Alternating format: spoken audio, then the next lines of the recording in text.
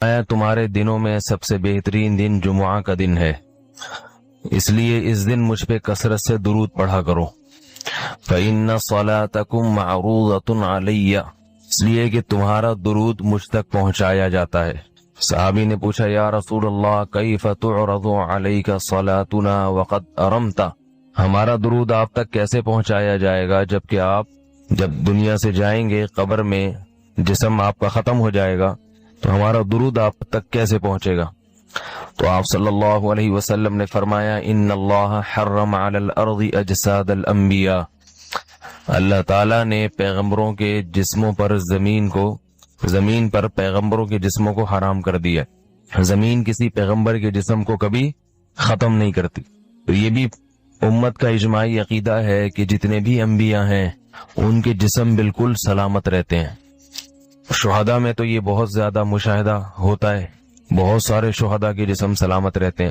تو ایک اور حدیث میں آپ صلی اللہ علیہ وسلم نے فرمایا، من صلی علیہ صلاۃ صلی اللہ بہا عشرہ، جس نے مجھ پر ایک دفعہ درود بھیجا۔ درود کہتے ہیں نبی صلی اللہ علیہ وسلم کے لیے اللہ تعالیٰ سے خصوصی رحمت کی دعا کرنا۔ ایک ہوتا ہے عام دعا، کسی کے لیے بھی رحمت، صلات کہتے ہیں خصوصی رحمت جو اللہ اپنے خاص بندوں پہ کرتا ہے۔ اس لیے صلات کا جو لفظ ہے نا، یہ درود اور صلات یہ پیغمبر کے علاوہ کسی کے لیے جائز نہیں ہے، کیونکہ یہ صلات خاص کس کے خاصہ ہے؟ یہ پیغمبروں کا۔ اس لیے ہم اللہم صلی علی محمد تو کہہ سکتے ہیں، لیکن یوں نہیں کہہ سکتے اللہم صلی علی فلان۔ تو وہ صلی جو ہے نا، صلات یہ خاص قسم کی رحمتیں ہوتی ہیں جو اللہ پیغمبروں پر بھیجتے ہیں۔ کبھی قرآن میں آتا ہے اولئک علیہم صلوات من ربہم ورحمہ، کہ جو لوگ صبر کرتے ہیں ان پر اللہ کی خصوصی رحمتیں بھی ہیں اور رحمت بھی ہے۔ تو پتہ چلا صلات اور رحمت میں فرق ہے۔ صلات اعلیٰ قسم کی رحمتوں کو کہتے ہیں۔ تو آپ صلی اللہ علیہ وسلم نے فرمایا، جس نے میرے لیے ایک مرتبہ رحمت کی دعا کی، درود شریف پڑھا میرے لیے، تو اللہ اس پر 10 رحمتیں بھیجتے ہیں۔ اور جمعہ کے دن زیادہ فضیلت ہے درود شریف پڑھنے کی۔ البتہ یہ جو جمعہ کے دن میں حدیث مشہور ہے کہ 80 سال کے گناہ معاف ہوتے ہیں جمعہ کے دن درود پڑھنے سے، یہ حدیث سند کے لحاظ سے کمزور ہے۔ لیکن یہ جو میں نے حدیث پڑھی کہ جمعہ کا دن سب سے بہتر دن ہے، فَأَكْثِرُوا عَلَيَّ مِنَ الصَّلَاةِ فِيهِ، لہذا اس دن مجھ پہ کثرت سے درود پڑھا کرو، یہ بالکل صحیح حدیث ہے۔ تو جمعہ کے دن درود شریف کی اضافی فضیلت ہے۔ آج چونکہ جمعہ کا دن ہے اس لیے میں نے کہا کہ اس بارے میں تھوڑی سی بات کروں۔ ایک اور حدیث میں آتا ہے، رسول اللہ صلی اللہ علیہ وسلم نے فرمایا، لا تجعلوا قبری عیدا وصلوا علی فإن صلاتکم تبلغنی حیث کنتم، فرمایا میری قبر کو عیدگاہ نہ بناؤ۔ جیسے میلوں کی جگہ ہوتی ہے نا، میلے ٹھیلے، عید پہ جب سب لوگ جمع ہو کے خوشیاں مناتے ہیں، تو جیسے مزاروں پہ ہوتا ہے نا، قوالیاں ہو رہی ہیں اور یہ میلے ٹھیلے ہو رہے ہیں آج کل دیکھا ہے، تو پہلے زمانے میں بھی جب کوئی نیک آدمی دنیا سے جاتا تھا تو لوگ اس کی قبر پہ دھرنے مار کے بیٹھ جاتے تھے، اور وہ مجاور اور یہ سب جو ہمارے یہاں ہوتا ہے۔ تو آپ صلی اللہ علیہ وسلم نے منع کیا کہ میری قبر کے ساتھ یہ کچھ مت کرو، البتہ مجھ پہ درود پڑھا کرو، اور فرمایا کہ تم جہاں سے بھی درود پڑھو گے یہ مجھ تک پہنچے گا۔ اور حدیث میں رسول اللہ صلی اللہ علیہ وسلم نے فرمایا، ما من احد یسلم علی الا رد اللہ علی روحی فارد علیہ، کہ جب بھی کوئی مجھ پر سلام بھیجتا ہے اللہ میری روح کو میرے جسم میں لوٹاتے ہیں اور میں اس کے سلام کا جواب دیتا ہوں۔ اب یہ کیسے ہوتا ہے؟ چونکہ یہ برزخی زندگی میں ہے، لہذا اس کی کیفیات میں اور گہرائی میں جانے کی اجازت نہیں ہے۔ جیسے اللہ بہتر سمجھتے ہیں یہ ہوتا ہے، اس کی حقیقت کا ہمیں علم پوری طرح نہیں ہے۔ جو پرپس تھا لائف کا، جس کے لیے اللہ نے انسان کو بھیجا ہے، اس پہ موسیٰ علیہ السلام پورے اتر رہے تھے، قارون پورا نہیں اتر رہا تھا۔ تو مذہب نے ہمیں بتایا موسیٰ کلیم اللہ غریب اور مسکین ہو کے کامیاب ترین انسانوں میں، قارون ارب پتی اور ترقی کی انتہا کو پہنچ کے بھی ناکام ترین انسانوں میں تھا۔ آ رہی ہے کھوپڑی شریف میں بات؟ تو مذہب نے ہمیں یہ ثبوتوں کے ساتھ یہ ہمارے سامنے بات واضح کی ہے، تم بنے نہیں ہو، بنائے گئے ہو۔ جو بنایا گیا ہوتا ہے اس پہ پرپز اس کا چلتا ہے جس نے بنایا ہے، خود اپنے آپ کو بنایا ہوتا اپنی مرضی کی زندگی گزارتے، ہم نے بنایا ہے، ہم بتائیں گے تمہیں کس کام کے لیے بنایا ہے ہم نے، وہ کام کر کے آؤ گے تو کامیاب ہوگے، اس کام پہ پورے نہیں اترتے، ترقی کرتے کرتے مریخ تو کیا اس سے بھی آگے نکل گئے، ناکام ہو تم۔ اب یہ بات سائنسدانوں کو سمجھ میں آ نہیں رہی ہے، کیوں نہیں آ رہی؟ اللہ نے اس کا بھی جواب دیا قرآن میں۔ اللہ نے کہا یعلمون ظاہرا من الحیات الدنیا، دنیا کی جو تھوڑی سی ظاہری چمک دھمک ہے نا اس سے متاثر ہیں. دنیا کی ظاہری چمک دھمک سے کیا ہے متاثر. وہ ظاہری چمک دھمک کیا ہے؟ بلڈنگیں، عمارتیں، اڑتے ہوئے جہاز، فلائی کرتے ہوئے راکٹ، صحیح ہے نا، اور لیب اور بڑی بڑی جو چیزیں بنی ہوئی ہیں. او بھائی یہ سب کا انجام قبرستان ہے اور وہ زیادہ دور نہیں ہے. سمجھ میں نہیں آ رہی بات؟ آپ جو دنیا کو ترقی دے سکتے ہو، زمین کی عمر تو لمبی ہے لیکن زمین میں جو انسان ترقی کر رہے، میں ترقی کے خلاف نہیں ہوں، اس کا مطلب یہ نہیں کہ اور مکھنچو بن جاؤ، یہ مطلب ہرگز نہیں ہے. وہ بھی ضروری ہے بھائی. اگر مادی ترقی ہوتی تو آج ہم مسلمانوں کا یہ حشر تھوڑی ہوتا. جو ہمیں کمپیئر کیے جا رہے ہیں جاپانی اور ہم، یہ اس لیے ہم برباد نہیں ہے مذہب ہے، اس لیے کہ ہم نے تو مادی ترقی کی نہیں ہے نا. ایک آدمی کپڑے ہی میلے پہنے گا تو برا لگے گا نا دیکھنے میں. تو یہ مذہب کی وجہ سے تھوڑی ہے، اور یہ ہے بھی ہمارے حکمرانوں کی نااہلی جس کی وجہ سے ہمارا یہ حال ہوا. یہ ہمارا مسئلہ تھوڑی ہے. ابھی وہ دیکھو صحافی ہیں، اچھی اچھی باتیں کرتے ہیں، بیچ بیچ میں مولویوں پہ پتہ نہیں کیوں چھکے چوکے لگاتے رہتے ہیں. ابھی ان کے کلپ آیا ہے کہ آج تک کسی مولوی نے پنکھا ایجاد کیا. کیا کیا ان مولویوں نے؟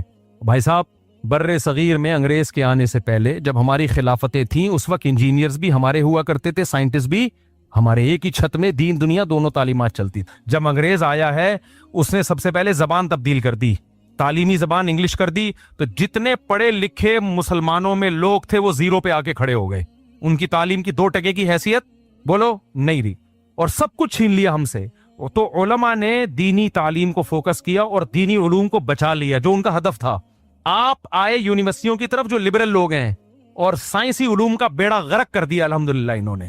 تو یہ پنکھے اور استریاں اور ہوائی جہاز یہ مولویوں کا ہیڈک نہیں ہے. یہ یونیورسٹیوں میں جو آپ جیسے لبرل لوگ ہیں نا، یہ ان لوگوں کی کام ہے سارے. نہیں آئی میرا خیال ہے بات سمجھ میں. یہ مولویوں نے تھوڑی، یہ ہمارا تھوڑی قصور ہے کہ ہم نے پنکھے نہیں بنائے اور ہم نے ہوائی جہاز نہیں بنائے. پنکھے مدرسوں میں تھوڑی بنتے ہیں، گاڑیاں مدرسوں میں تھوڑی بنتی ہیں. یہ ٹاپک تو انجینئرز اور سائنٹسٹ کا ہے نا، اور یہ یونیورسٹیوں میں پیدا ہوتے ہیں. تو یہ آپ یونیورسٹیوں کا مذاق اڑا رہے ہو. تو آپ یہ مولویوں پہ بلی مت ڈالو. آپ بولو کہ یہ کس کا کام ہے؟ پروفیسروں کا کام ہے جو دنیا پڑھ رہے ہیں. انہوں نے اپنی ذمہ داری پوری نہیں کی ہے. تو یہ مذہب کا قصور نہیں ہے. تو آج جو ہم جاپانی کے سامنے اتنے قسم پرسی کی حالت میں نظر آ رہے ہیں، تو بھائی وہ تو مولوی بھی نظر آ رہا ہے، سائنسدان بھی نظر آ رہا ہے، وہ تو سارے کی جیسے نظر آ رہے ہیں. اس کا قصور مولاناؤں کا یا مذہب کا نہیں ہے. وہ قصور کس کا ہے؟ آپ کے تعلیمی نظام کا. میں نے بھی جمعے کے بیان میں کہا تھا نا، میں انٹر کے پیپر سندھ میں دے رہا تھا کراچی میں، اور ایگزامینر خود ہمارے سامنے کتابیں لا کے رکھ رہا تھا اور کہہ رہا تھا 50 روپے دے دو تو یہ کتاب کس کی ہوئی؟ آپ کی ہوئی. ہر سوال کا جواب اس کتاب میں. یہ آپ کے تعلیمی، یہ کوئی مولوی تھوڑی چلا رہا تھا، کوئی مولوی بھی نہیں تھا وہ ایگزامینر کے طور پہ. ہم آپ کا احترام کرتے ہیں لیکن خدا کا واسطہ آپ یہ مولویوں کو بات پہ جو آپ رگڑ رہے ہوتے ہیں نا تھوڑے دنوں کے بعد، یہ چھوڑ دیں آپ. یہ اچھا کام. کچھ غلطیاں مولویوں کی ہیں وہ میں مانتا ہوں، لیکن ایسا لگتا ہے آپ کی جب سنو گھما پھرا کے مولاناؤں پہ لا کے ٹھوک دیں گے آپ. پنکھے نہیں ایجاد کیے اور فلانا نہیں ایجاد کیا اور یہ نہیں کیا اور وہ نہیں کیا. ابے مولویوں کا کام ہے پنکھے بنانا. ہمیں تو ابھی تک ٹماٹر کے ریٹ پتہ نہیں ہے، حالانکہ میری زندگی گزر گئی ٹماٹر خریدتے ہوئے. جب سے میری شادی ہوئی ہے اس پر سے ٹماٹر خرید رہا ہوں میں، اور خریدتا جا رہا ہوں. کل گھر والوں نے کہا ٹماٹر بہت مہنگا ہو گیا. میں نے کہا منڈی سے لے کر آ. بندے کو بولا منڈی سے، لیکن ابھی تک مجھے ریٹ معلوم نہیں ہے کیونکہ ہمارا دماغ دوسرے کاموں میں اتنا پھنسا ہوا ہے. ہم پنکھے کیسے بنائیں گے میرے بھائی بیٹھ کے؟ کہہ رہے مولویوں نے پنکھے نہیں بنائے اور مولویوں نے یہ نہیں بنایا. پتہ نہیں پنکھے کی مثال دی ہے یا ایئر کنڈیشن کی یا کسی مشین کی. کیا ایجاد کیا ان مولویوں نے؟ تو بھائی ایجاد کے لیے تمہاری یونیورسٹیاں ہیں، انہوں نے دھیلے کا کام نہیں کیا. کچھ تھوڑا بہت کیا بھی ہے لیکن جو صحیح بندہ ہوتا ہے وہ باہر چلا جاتا ہے آپ کے، کیونکہ آپ کی گورنمنٹ جو آپ لوگ حکومتیں بناتے ہو وہ اس کی قدر ہی نہیں کر رہے ہوتے ہیں. تو کہتا جاؤ امریکہ جاپان جا کے کماؤ پیسہ، یہاں کیا کرنا ہے. تو خیر، تو یہ جو قرآن کا ٹاپک ہے نا یہ ہلکا نہیں ہے. یہ آپ کو آپ کے مقصد حیات. تبھی نبی نے جن صحابی کو یہ کہا نا کہ کھجور میں نر ماجا کھجوروں کو نہ ملاؤ، کہا نا نبی نے، ان صحابی کے لیے تو ان کی تو سارا کاروبار ہی کھجور کے درختوں پہ تھا.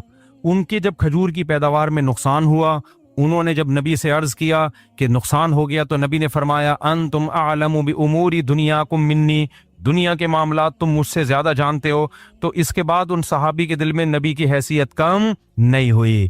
انہوں نے یہ نبی کو نہیں کہا جب آپ ہماری دنیا کے معاملات جانتے ہی نہیں ہیں، اس میں آپ ہمیں گائیڈ ہی نہیں کر سکتے، تو بھئی آپ کا ہماری ترقی سے کیا تعلق آپ کا؟ بھئی ہمیں پھر ہماری تو کھجور کی پیداوار جو ہے ہمیں تو کھجور چاہیے بھائی, ہم تو پورے سال اسی کھجور پہ گزارا کرتے ہیں, اسی سے ہمارے بچے بھی پلتے ہیں, بچوں کے اس زمانے کے جو بھی اسکول اور جو ہے نا پڑھائی کا نظام ہوگا وہ سارا ہمارا تو اسی سے خرچہ پورا ہوتا ہے. جب آپ اس میں ہمیں گائیڈ نہیں کر سکتے جو اتنی امپورٹنٹ چیز ہے, تو پھر ہم آپ سے گائیڈنس کیوں لیں؟ نہ وہ صحابہ سمجھتے تھے کہ یہ ایک زندگی ہے, اس کے بعد قبرستان بھی ہے, اس کے بعد کیا ہے, اور اللہ آخرت میں یہ نہیں پوچھے گا کتنی کھجوریں پیدا کی, کتنا پیسہ کمایا. اللہ یہ پوچھے گا جس مقصد کے لیے تمہیں پیدا کیا تھا اس کو فوکس کیا یا نہیں کیا. اور وہ مقصد تھا مجھے یاد رکھنا, میری عبادت کرنا, میرے احکامات کو فالو کرنا, میرے حلال کو حلال سمجھنا, میرے حرام کو حرام سمجھنا, جس چیز کا میں نے حکم دیا اس کو کر گزرنا, جس چیز سے میں نے روکا اس سے رک جانا. تو میرے بھائی یہ ٹاپک سائنسدانوں کے لیے غیر اہم ہے, اللہ کے لیے سب سے اہم یہ ٹاپک ہی ہے. دیکھو کیا مطلب ہے, آپ کہہ رہے ہو دریا میں بہا بندر, دریا بہا بندر, دریا میں بہا بندر, تو دریا میں بندر بہتا ہوا, ہاں کیا زبردست. تو اب دیکھو اس مشاعرے میں اگر کوئی ایسا شخص بیٹھا ہو جس کو بالکل بھی اردو نہ آتی ہو, تو وہ تو ٹانگ ہی نہیں اڑائے گا نا, وہ کہے گا مجھے کیا پتا کیا کہا ہے. اس سے کسی کو نقصان نہیں ہوگا, نہ اس کی ذات کو نقصان ہوگا نہ کسی اور کو نقصان ہوگا. وہ کہتے بھائی مجھے اردو میں میری معلومات زیرو ہیں. اور جو اردو کے ماہرین بیٹھے ہوئے تھے ان کو بھی کوئی نقصان نہیں ہوگا بلکہ بہت فائدہ ہوگا. کہیں گے یار دریا کو کوزے میں بند کر دیا, اس کے لیے ان کو پتا چل گیا کہ ہمارے پاس بھی ایک لفظ آ گیا ہے, اور شاعر جو شعر میں پیغام دینا چاہتا ہے وہ بھی سمجھ میں آ جائے گا. ہم جب اردو کے امتحان دیا کرتے تھے اس میں لکھا ہوتا تھا کہ شاعر اس شعر میں کیا کہنا چاہتا ہے, پھر ہم بتاتے جی میر تقی میر اس شعر میں یہ کہنا چاہتے ہیں. آج کل سیاستدانوں کی تقریروں کے نیچے لوگوں نے لکھا ہوتا ہے شاعر اس شعر میں کہنا چاہتا ہے کہ اس دفعہ مجھے بھی کچھ سیٹیں دے دو, بہت ہو گئی ہے. ٹھیک, پورے بات یہ ہوتا ہے کہ دو مجھے بالکل کیا کیا جا رہا ہے, اگنور کیا. شاعر اس شعر میں یہ کہنا چاہ رہا ہے. تو ہمارے سیاستدان تو اسی طرح چل رہے ہوتے ہیں, اکثر و بیشتر, سب نہیں, میجورٹی اسی طرح ہی ہے. سب ہی سمجھ لیں آپ, سب نہیں, میجورٹی اسی طرح ہے. کیا کروں, میں مجبور ہوں نا. تو یہ میں کچھ کا ذکر اس لیے کرتا ہوں کہ مجھے کیا کہ آپ نے ہم پہ ہمارے بارے میں کہا تو میں کہوں گا میں نے سب کے بارے میں تھوڑی کہا ہے. تو اس لیے میں سیف گیم کھیلتا ہوں, سیف گیم.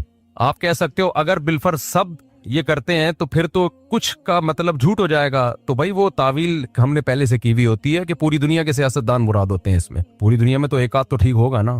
خیر, تو اس شعر میں شاعر کیا کہنا چاہتا ہے, جن کو اردو بالکل بھی نہیں آتی وہ بھی گمراہ نہیں ہوں گے, جن کو اردو اچھی آتی ہے وہ تو بہت فائدے میں جائیں گے. یہ جو بیچ کا بندہ بیٹھا ہوا ہے جو اردو ادب میں ماہر نہیں ہے, اس کو اردو میں بندر کا پتہ ہے, دریا کا پتہ ہے, اس سے زیادہ پتہ نہیں ہے, یہ گمراہ ہو رہا ہے. اور یہ خود بھی گمراہ ہو رہا ہے اور شاعر کی 2 ٹکے کی ویلیو نہیں چھوڑے گا سوسائٹی میں جا کے.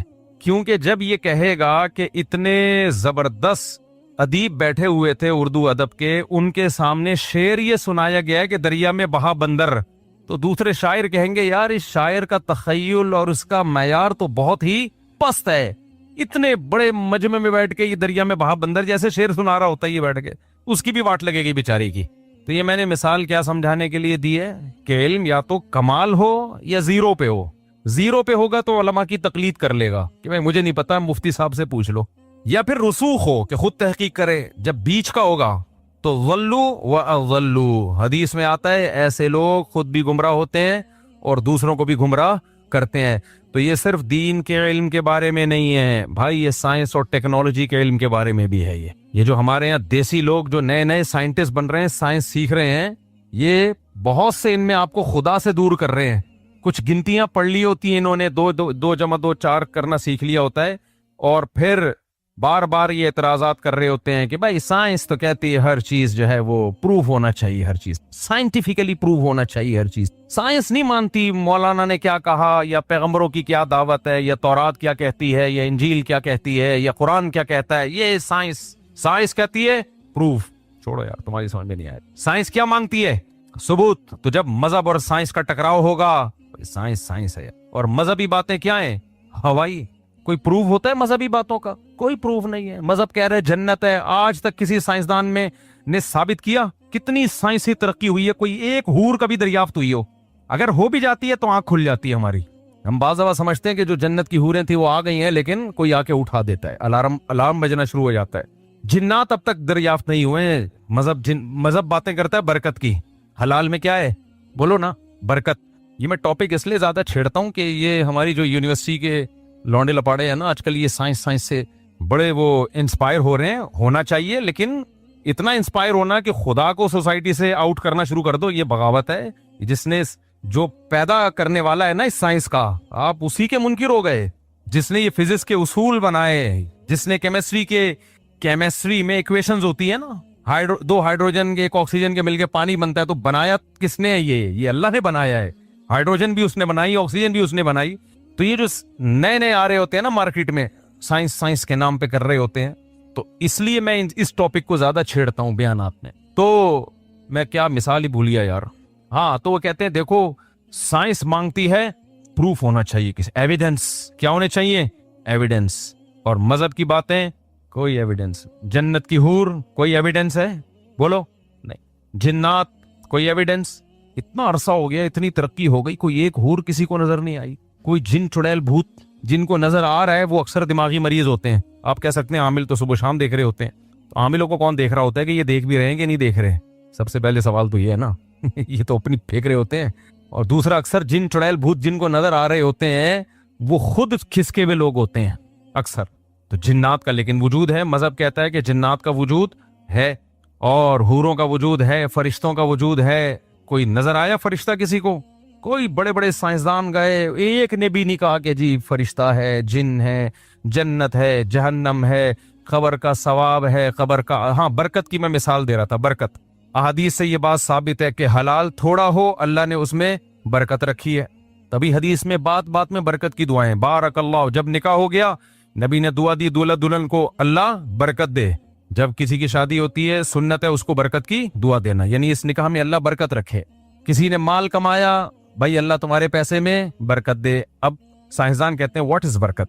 बरकत क्या है भाई 10 रुपए का मतलब 10 रुपए है, 20 रुपए का मतलब? यार आप लोग बोल लो, मैं कोई मजाक थोड़ी कर रहा हूँ, मैं यहाँ कोई प्रोग्राम में थोड़ी आ रहा हूँ। आमने सामने बैठे हुए हैं ना हम, तो गपशप के अंदाज में बात होती है सब, तो फिर मजा भी आता है बात करने का। मेरा साथ दें आप लोग। तो वो मैंने जो पिछली दफा हफ्ते वो ठंडे पानी से बोला था, नहाया कोई? हो सकता है कोई नहाया हो और आ ही ना पाया हो। पिछले हफ्ते मैंने कहा था कि जब सुस्ती हो रही हो, बर्फ डालो बाल्टी में, बर्फ की बड़ी सिल, और यह ठंडे पानी से एकदम से नहीं डाल दो, थोड़ा थोड़ा करके। सुन्नत ये है कि पहले दाएं कंधे पे, फिर बाएं, फिर सर पे। तो ऐसे डालो, एक दफा काकड़ दिन्ना हो जाएगा। काकड़ दिन्ना भी दोबारा समझाना पड़ता है। काकड़ दिन्ना कहते हैं जो कव्वाली चलती है ना, शुरू में हल्की फुल्की चल रही होती है, फिर एकदम धन धन काकड़ दिन्ना की आवाज आती है। ये मैंने न्यू कराची से ये लफ्ज सीखा है। न्यू कराची से ये लफ्ज सीखा है, काकड़ दिन्ना।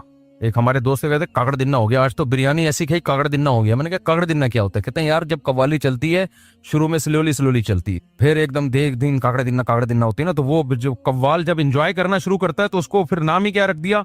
काकड़ दिन्ना। तो आप सुस बैठे हुए हो, वॉशरूम में जाओ, कपड़े उतारो, टब में बर्फ डाल के यखचिल ठंडा करो, पहला जब मग्गा डालोगे अपने ऊपर तो काकड़ दिन्ना हो जाएगा। जो हिलोगे ना यूं करके, सारी सुस्ती एकदम खत्म। तो पहली दफा में काकड़ दिन्ना होगा, फिर दूसरी दफा में सिर्फ दिन्ना हो जाएगा, काकड़ रह जाएगा। तीसरी दफा में सिर्फ काकड़ होगा, दिन्ना रह जाएगा। चौथी दफा में वो बिल्कुल नॉर्मल हो जाओगे आप और फ्रेश होके बाहर निकलोगे। खैर, तो 10 रुपए में बरकत हम कहते हैं ना, 10 रुपए में क्या है? बरकत है। ये बरकत क्या चीज है? साइंसदान कहते हैं भाई 10 का मतलब 10 है, 20 का मतलब 20 है। तो ये चीजें मजहब कहता है। तो अब ये कहते हैं यार ये क्या है, यानी ये कुछ समझ, नई नस्ल। मैं बयानात में कमेंट्स देख रहा होता हूँ, एक ने कहा कि बुजुर्ग और किताबें और ये जितनी है सबको समंदर में माज अल्लाह फेंक दो और तरक्की करो, बस तरक्की करो, मजहब को निकालो। हो अच्छी तरह बात समझ लो, बार बार ये बात मैं रिपीट करता होता हूँ मुख्तलिफ अंदाज से, मुख्तलिफ तरीकों से। याद रखो, मजहब कभी भी नहीं कहता कि बिला दलील कोई बात मानो। मजहब कभी भी नहीं कहता कि जिस बात का एविडेंस ना हो, सबूत ना हो, उस पर यकीन कर लो। ये तो सबसे पहले दावत ही इस्लाम ने दी है कि विदाउट एविडेंस किसी बात पे यकीन मत करो। मजहब की दावत ही यहां से शुरू होती है। तभी तो अफला ताकिलून, तुम अकल से काम क्यों नहीं लेते? अफला याकिलून, ये अकल से काम क्यों नहीं लेते? अफला ततफक्करून, तुम गौर फिक्र क्यों नहीं करते? अफला यतफक्करून, ये गौर फिक्र क्यों नहीं करते? नसीहत हासिल क्यों नहीं करते? लिउलिल अलबाब, अल्लाह कहते हैं इबरत है अक्लमंदों के लिए। तो अक्लमंद तो होते ही वो है जो गौर व फिक्र करते हैं, अंधी तकलीद किसी की नहीं करते। समझ में आ रही है बात कि नहीं आ रही है? लेकिन बात यह है कि किसी बात को साबित करने के लिए जो दावा करने वाला होता है, मुद्दई होता है, उसके जिम्मे दलील होती है। आपके मतलब की दलील उसके जिम्मे नहीं होती, नफ्से दलील उसके जिम्मे होती है। بہت مشکل ہے بات سمجھانا، بہت مشکل. مثال سے بات سمجھائیں گے ہمیشہ، مثال سے بات سمجھائیں. آپ کے مطلب کی دلیل پیش کرنا اس کے ذمے نہیں ہے. میں اکثر ایک مثال دیتا ہوں. میں نے کورٹ میں فرض کرو یہ عدالت میں دعویٰ کیا کہ جمشید مجھ سے 2 لاکھ روپے لے کے کھا گیا ہے. جمشید بھائی پریشان نہ ہو، میں پھر یہ کیس الٹا بھی کروں گا کہ جمشید سے میں نے 2 لاکھ روپے لے کے کھا گیا تاکہ جمشید بیلنس ہو جائے، ٹھیک ہے نا. لیکن میرا بیلنس پھر خراب ہو جائے گا نا. تو پھر فی الحال ہم اس جمشید کی بات کر رہے ہیں جو بیان نہیں سن رہے، تو اس جمشید کی بات کر رہے ہیں. آپ نے کیس کیا عدالت میں کہ جمشید نے مجھ سے 2 لاکھ روپے لیے ہیں. دلیل کس کے ذمے؟ جمشید کے ذمے. جمشید کے ذمے کہ میں نے نہیں لیے، یا میرے ذمے ثابت کروں کہ اس نے لیے ہیں. میں نے 2 گواہ پیش کر دیے، ایک غفار اور ایک وسیم. غفار اور وسیم کو میں کورٹ میں لے گیا. غفار اور وسیم نے گواہی دی کہ جج صاحب فلاں تاریخ کو اتنے بج کے اتنے منٹ پہ ہم گواہ ہیں کہ مفتی صاحب نے جمشید کو 2 لاکھ روپے دیے تھے. حالانکہ مفتی صاحب بیان میں خود کہتے ہیں کہ جو اس زمانے میں کسی کو پیسے دے وہ بے وقوف، اور جو لے کے واپس کر دے وہ اس سے بڑا بے وقوف. لیکن بہرحال ہو گئی غلطی، دے دیے. تو کورٹ میرے حق میں فیصلہ کرے گی کہ نہیں کرے گی؟ پہلے جرح کرے گی کہ یہ ایسا تو نہیں غفار اور وسیم مفتی صاحب کے کوئی رشتہ دار ہو، نہیں بھائی بالکل نیوٹرل لوگ ہیں، ان کا کوئی لین دین نہیں ہے. کورٹ فیصلہ کر دی. جمشید کہتا ہے میں ان گواہوں کو نہیں مانتا. ستار اور کلیم گواہی دیں، ستار اور کلیم گواہی دیں گے کہ میں نے ان سے پیسے لیے تو میں مانوں گا. ستار اور کلیم کے علاوہ میں نہیں مانوں گا. عدالت کہے گی بھائی اس کے ذمے دلیل پیش کرنا تھی جو انہوں نے پیش کر دی ہے. دلیل کہتے ہیں کسی چیز کا ایسا ہونا کہ اس کے تصور سے کسی دوسری چیز کا تصور لازم آئے. نہیں ہے بات سمجھ میں؟ بھائی ہمیں سورج کی روشنی نظر آتی ہے، اس سے ہمیں صاف پتہ چل جاتا ہے کہ سورج نکلا ہوا ہے. سورج کی روشنی سے فوراً دماغ میں آئے گا کہ سورج موجود ہے. تو روشنی دلیل ہے کس کی؟ سورج کے وجود کی. 2 بندوں نے گواہی دے دی، دونوں عادل ہیں، سچے ہیں، جھوٹ بولتے ہوئے کبھی انہوں نے جھوٹ نہیں بولا، سب لوگ گواہی دے رہے ہیں. تو ان کی گواہی سے یہ ثابت ہو گیا کہ بھائی اس نے 2 لاکھ روپے لیے ہیں. اب کورٹ فیصلہ کرے گی ان کی گواہی پہ. تو اب اگر جمشید یہ کہتا ہے کہ نہیں میں یہ نہیں گواہ مانتا، کوئی اور گواہ لے کر آؤ، یا کلیم گواہی دے گا اور محمود گواہی دے گا تو میں مانوں گا، تو جج کہے گا بھائی اس کے ذمہ دلیل پیش کرنی تھی جس سے اس کا دعویٰ ثابت ہو گیا. آپ کا جس دلیل کا مطالبہ ہے وہ دلیل مدعی کے ذمہ بولو نہیں. سمجھ آ رہی بات کہ نہیں آ رہی؟ اب سمجھو بات کو. مذہب یہ کہتا ہے کہ دلیل کے بغیر کوئی بات نہیں مانی جائے گی. سائنس بھی کہتی ہے کہ ایویڈنس اور ثبوت کے بغیر کوئی بات نہیں مانی جائے گی. تو مذہب کہتا ہے ایویڈنس کے بغیر بات نہیں مانی جائے گی. لیکن سائنس میں ایویڈنس کسی اور چیز کو کہا جاتا ہے، سائنس کے ایویڈنس کچھ اور ہوتے ہیں. لیکن بہت سی جگہوں پہ ہمیں مدعا کو ثابت کرنے کے لیے سائنسی دلائل کے علاوہ بھی دلائل پوری دنیا میں مانے جاتے ہیں، ان کو ایکسپٹ کیا جاتا ہے. ایک آسان مثال میں دیتا ہوں، وہی جمشید کو ہم دوبارہ رڑ دیتے ہیں. میں نے کورٹ میں جمشید کے خلاف 2 گواہ پیش کر دیے کہ جج صاحب یہ دونوں گواہ ہیں کہ جمشید نے پیر کے دن اتنے بج کے اتنے منٹ پہ مجھ سے 2 لاکھ روپے لیے تھے. جمشید صاحب کوئی سائنسدان نکلے اتفاق سے. جمشید نے کہا کہ میں یہ ثبوت نہیں مانتا، میں سائنس کو مانتا ہوں. میں کس کو مانتا ہوں؟ بولو. سائنس سے ثابت کرو کہ میں نے 2 لاکھ روپے لیے ہیں. کسی کا باپ بھی ثابت کر سکتا ہے سائنس سے. ہاں کیمرے لگے ہوئے ہوں ثابت کیا جا سکتا ہے، ویڈیو ریکارڈنگ ہو رہی ہے اس کی، وہاں کیمرے بھی نہیں تھے. سائنس سے یہ تو کیا جا سکتا ہے کہ یہ گواہی دے رہے ہیں کہ پیر کے دن اتنے بج کے اتنے منٹ پہ فلاں تاریخ کو. اب سائنس نے کیلکولیشن کر کے یہ بتا دیا فلاں تاریخ کو پیر کا دن بیٹھ ہی نہیں رہا ہے. صحیح ہے نا؟ یہاں تک تو سائنس مدد دے سکتی ہے کہ یہ جج صاحب پیر کے دن. تبھی ہم کہتے ہیں کہ یہ جو چاند دیکھ کے فیصلہ کرتے ہیں نا، اس میں فلکیات سے مدد تو لی جائے گی، لیکن فلکیات پہ حکم کا مدار نہیں ہے، کیونکہ شریعت نے اس میں چاند دیکھنے پر حکم کا مدار رکھا ہے، رؤیت. ہاں اس رؤیت میں فلکیات سے مدد لی جائے گی. مثال کے طور پر ایک آدمی کہتا ہے میں نے چاند دیکھا، تو علماء اس سے پوچھیں گے کہاں دیکھا؟ وہ کہے گا فلاں جگہ دیکھا. کس اینگل میں دیکھا؟ جی اس اینگل میں دیکھا. اب فلکیات کی کیلکولیشن کی تو پتہ چلا اتنے بج کے اتنے منٹ پہ یہاں چاند ہونے کا امکان ہی نہیں ہے، یا ہے مگر اس اینگل سے ہے ہی نہیں، تو اس نے دیکھا کہاں سے ہے؟ تو اس بیس پہ اس کی گواہی کو رد کیا جا سکتا ہے. یہ بالکل ٹھیک ہے.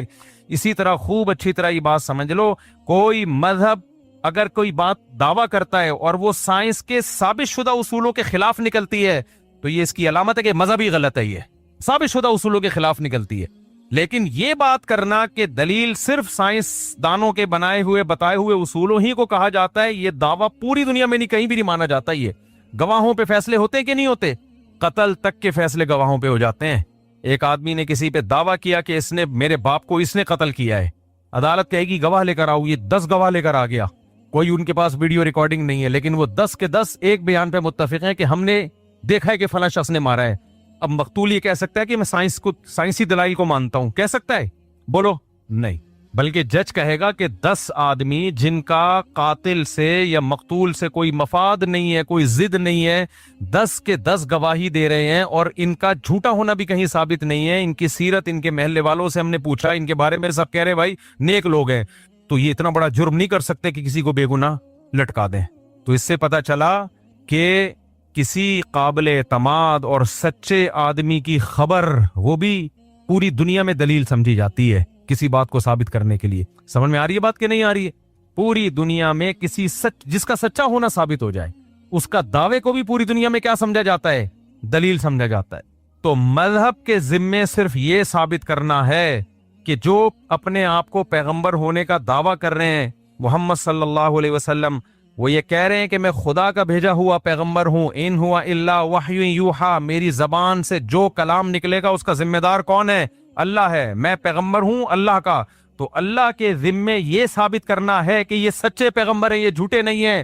جب اللہ یہ دلائل سے ثابت کر دے، اس کے بعد نبی کے ہر بیان کو کہ ایویڈنس کی ہمیں ضرورت نہیں ہے، پھر ایویڈنس پہ ایویڈنس مانگنا یہ حماقت ہے۔ سمجھ نہیں آ رہی میرے خیال ہے بہت؟ مثال کے طور پر 10 گواہ پیش کر دی ہم نے کہ بھئی یہ فلانے نے قتل کیا ہے، اب یہ ایویڈنس ہے نا، اب جج کہہ رہے ہیں اس ایویڈنس کے سچے ہونے کے ایویڈنس پیش کرو، تو ہم کہیں گے جج صاحب پھر اس ایویڈنس کے سچے ہونے کے جب ایویڈنس پیش کریں گے تو اس ایویڈنس کے بارے میں آپ کہیں گے کہ یہ سچے ہیں، ان کے سچے ہونے کے ایویڈنس پیش کرو۔ پھر جب ان کے سچے ہونے کے ایویڈنس پیش کریں گے تو آپ کہیں گے اس کی کیا دلیل ہے کہ یہ سچے ہیں، اس کے سچے ہونے کے ایویڈنس پیش کرو۔ جج صاحب اتنے دنوں میں قاتل جو ہے نا وہ ویسے ہی 99 سال کا ہو جائے گا اور اس کو لٹکانے کی ضرورت ہی نہیں رہے گی۔ نہیں آ رہی سمجھ میں بات؟ تو ایویڈنس پیش کرنا ضروری ہوتا ہے، ایویڈنس کی ایویڈنس پیش کرنا ضروری نہیں ہوتا۔ تو اللہ کے ذمے ہے کہ جب کوئی شخص یہ دعویٰ کرے کہ میں خدا کا بھیجا ہوا پیغمبر ہوں، مجھے خدا نے لوگوں کی ہدایت کے لیے اور لوگوں کو اپنا پیغام پہنچانے کے لیے سلیکٹ کیا ہے، تو اللہ کے ذمے ہے کہ اس کا سچا ہونا ثابت کرے۔ یہ ایویڈنس کس کے ذمے ہے؟ اللہ کے ذمے۔ اور جب اللہ ثابت کر دے تو پھر اس سچے پیغمبر کی ہر بات کو ثابت کرنا اللہ کے ذمے نہیں ہے۔ اگر یہ اللہ کے ذمے ہوتا تو پھر اس پیغمبر کا سچا ہونا ثابت کرنے کی کیا ضرورت تھی؟ نہیں آئی میرے خیال ہے بات؟ جنت کی حوریں اگر لیب میں نظر آنا ممکن ہوتا یا سائنس سے اس کا